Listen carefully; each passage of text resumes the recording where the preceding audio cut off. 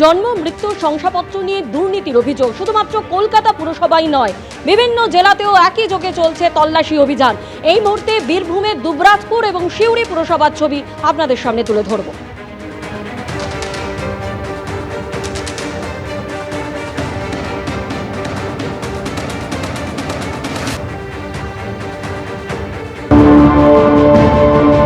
পাঁচটি পুরসভা অর্থাৎ বোলপুর, সিউড়ি, দুবরাজপুর, নলহাটি, রামপুরহাট, এই পাঁচটি পুরসভাতেই একই সঙ্গে অভিযান চালানো হচ্ছে এবং যে শংসাপত্রগুলি ইস্যু করা হয়েছে সেই শংসাপত্রগুলি খতিয়ে দেখা হচ্ছে যে সেই শংসাপত্রগুলি কাদেরকে দেওয়া হয়েছে এবং সমস্ত যে ডাটা রয়েছে সেই ডাটা তারা নিয়েছেন। অর্থাৎ একদিকে যেমন ডিজিটাল ডাটা রয়েছে সেই ডিজিটাল ডাটা যেমন তারা সংগ্রহ করেছেন, একইভাবে কাগজে যে ডাটা রয়েছে সেই ডাটাও তারা সংগ্রহ করেছেন এবং তাদের বক্তব্য হচ্ছে যে যাদেরকে দেওয়া হয়েছে সেইগুলি তাদের বাড়ি বাড়ি পৌঁছে গিয়ে পুলিশ খবর নেবে যে আদতেও এরা ভোটার ছিল কিনা, এখানকার স্থায়ী বাসিন্দা কিনা, কেন তাদেরকে হঠাৎ করে ভোটের আগেই এই জন্ম এবং মৃত্যু শংসাপত্র পুরসভার তরফ থেকে দেওয়া হয়েছে। পুরো বিষয়টি পুলিশ খতিয়ে দেখছে এবং যেটা বিজেপির অভিযোগ ছিল, বিজেপি গতকালই এখানে একটি স্মারকলিপি জমা দেয় বিজেপির জেলা সভাপতি শ্যামাপ্রসাদ মণ্ডল। তিনি জানিয়েছিলেন যে তার অভিযোগ হচ্ছে যে ব্যাপক দুর্নীতি হয়েছে বিভিন্ন পুরসভাতে, তার সঙ্গে বোলপুর পুরসভাও রয়েছে এবং এই দুর্নীতির মূল কারণ হচ্ছে শুধু শংসাপত্র নয়, বিভিন্ন ক্ষেত্রে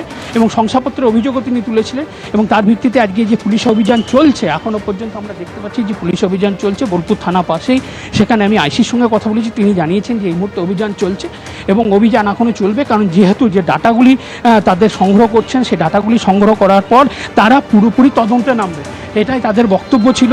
এবং পুরসভার তরফ থেকে যখন আমরা জানার চেষ্টা করি, পুরসভার তরফ থেকে যিনি এখানে চেয়ারম্যান ছিলেন অর্থাৎ পর্ণা ঘোষ, তাকে আমরা ফোন করেছিলাম কিন্তু তার ফোনে কোনো উত্তর পাইনি। পুরসভার তরফ থেকে কেউ কিছু বলতে অস্বীকার করেছেন। তারা একটা কথাই জানিয়েছেন যে পুলিশ এসেছে এবং তারা তদন্ত করছে এবং তারা যে ডাটা চাইছে পুরসভার তরফ থেকে সেই ডাটা তাদেরকে দেওয়া হবে। এসআইআর চলাকালীন জন্ম এবং মৃত্যুর সার্টিফিকেট নিয়ে দুর্নীতির অভিযোগ উঠেছে আর তারপরই বিধাননগর পুরসভাতেও তল্লাশি চালালো পুলিশ। জন্ম মৃত্যু সার্টিফিকেট বা শংসাপত্রের গড়মিল তদন্তে নেমেছে গোটা রাজ্য জুড়ে বিভিন্ন থানার পুলিশ। আমরা এই মুহূর্তে রয়েছি বিধাননগরের মিউনিসিপ্যালিটিতে, যেখানে থার্ড ফ্লোরে যেটা দেখা যাচ্ছে যে বার্থ অ্যান্ড ডেথ সার্টিফিকেট দেওয়ার যে ডিপার্টমেন্ট রয়েছে, সেখানে বিধাননগর কমিশনারেটের তরফে বিভিন্ন থানার পুলিশ ইতিমধ্যে একযোগে এখানে তল্লাশি অভিযান চালাচ্ছে। বেশ কয়েক ঘন্টা ধরে তারা এখানে তথ্য তল্লাশ করছেন, যেটা পুলিশ সূত্রে জানা যাচ্ছে যে 2011 সাল থেকে 2026 সাল পর্যন্ত অর্থাৎ বিগত সরকারের আমলে প্রত্যেকটি মিউনিসিপ্যালিটিতে এই ডেথ এবং বার্থ এবং ডেথ সার্টিফিকেটের শংসাপত্রে ব্যাপক গড়মিল হয়েছে এবং কতটা গড়মিল রয়েছে, কোন কোন ওয়ার্ডে সব থেকে বেশি গড়মিল রয়েছে, এই যাবতীয় যে তথ্য রয়েছে সেগুলোকে যাচাই করা চলছে। এবং এই মুহূর্তে বিধাননগর মিউনিসিপ্যালিটির এই ডিপার্টমেন্টে যিনি কর্তৃপক্ষ রয়েছেন তার নজরদারিতে বা তাকেও জিজ্ঞাসাবাদ করার পাশাপাশি এখানে বিভিন্ন ওয়ার্ড ওয়াইজ কোথায় কোথায় এই সার্টিফিকেটে গড়মিল রয়েছে তার একটা আলাদা তালিকাভুক্ত করা হচ্ছে এবং সেই সমস্ত সার্টিফিকেটকে বাজেয়াপ্ত করা হচ্ছে। এবং যেটা পুলিশ সূত্রে জানা যাচ্ছে যে এগুলো থরো ইনভেস্টিগেশন হবে এবং সেগুলো স্ক্রুটিনি করা হয়েছে কিনা পুরোটা দেখা হবে, কার নজরদারিতে এগুলো স্ক্রুটিনি করা হয়েছে এবং এর নেপথ্যে কারো কোনো নির্দেশ বা ইনস্ট্রাকশন ছিল কিনা, গোটা বিষয়টি খতিয়ে দেখছেন কিন্তু বিধাননগর কমিশনারেটের পুলিশ। ক্যামেরা প্রবীর সামন্তের সঙ্গে সুকান্ত মুখোপাধ্যায়, এবিপি আনন্দ, বিধাননগর। মুখ্য সচিব মনোজ আগরওয়াল তিনি বলেছেন, গোটা ব্যবস্থায় দুর্নীতি এড়াতে এবারে নিয়মের বদল আনা হলো। জন্ম মৃত্যুর রেকর্ড তৈরির নিয়মের বদল আনছে রাজ্য সরকার। দায়িত্বে থাকবেন শুধু সরকারি আধিকারিকরা, বাদ দেওয়া হচ্ছে জনপ্রতিনিধিদের। পাল্টা কুণাল ঘোষ তিনি দাবি করছেন, কে গ্যারেন্টি দেবে সরকারি আধিকারিক বা আমলারা খারাপ কাজ করেননি? সবাই ভালো নন, আবার সবাই খারাপও নন।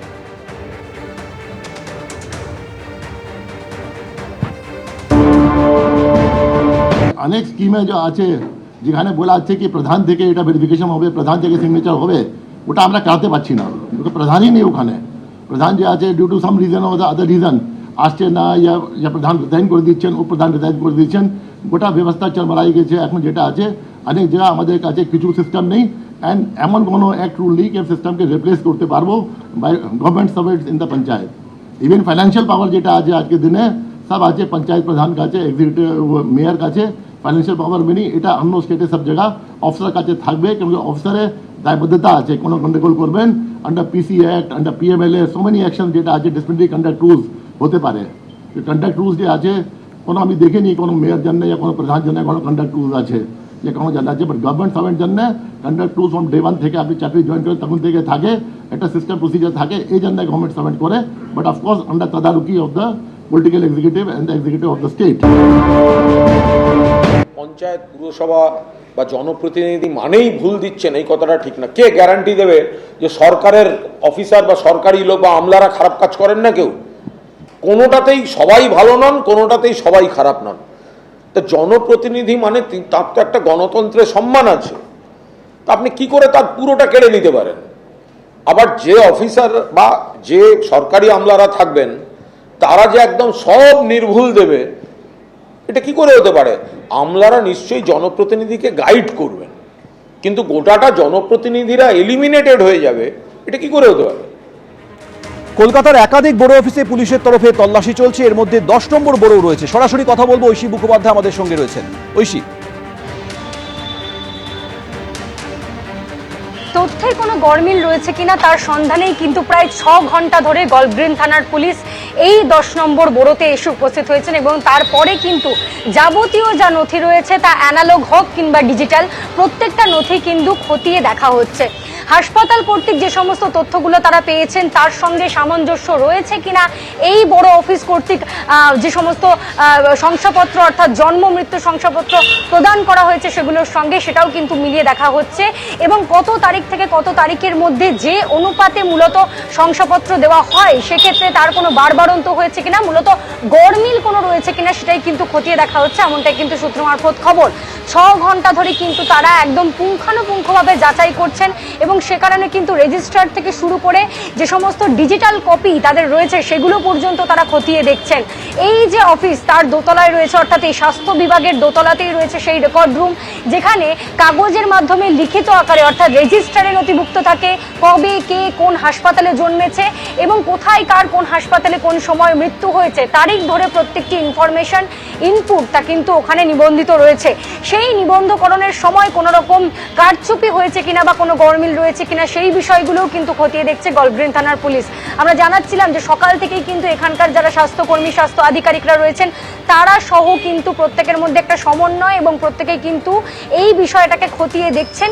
পুলিশ এসে কিন্তু তাদের কাছ থেকে সে সমস্ত নথি নিয়েছেন এবং পরবর্তীতে সেগুলো বাজেয়াপ্ত করা হতে পারে মনে করলে তারা সেগুলো বাজেয়াপ্ত করে এখান থেকে নিয়েও যেতে পারেন। তবে যে স্ক্যানিং প্রক্রিয়া সেই প্রক্রিয়া কিন্তু তারা ধীরে ধীরে সম্পন্ন করছেন যাতে তথ্যগুলোর কোনো রদবদল না হয় সেই বিষয়টাও কিন্তু তারা মাথায় রাখছেন, এমনটাই কিন্তু সূত্র মারফত খবর। তোমায় আরও একটা বিষয় জানিয়ে রাখি, এই 10 নম্বর বোরোর ভিতরে কিন্তু 12টা ওয়ার্ড রয়েছে, 3টে সরকারি হাসপাতাল এবং 10-এরও অধিক বেসরকারি হাসপাতাল।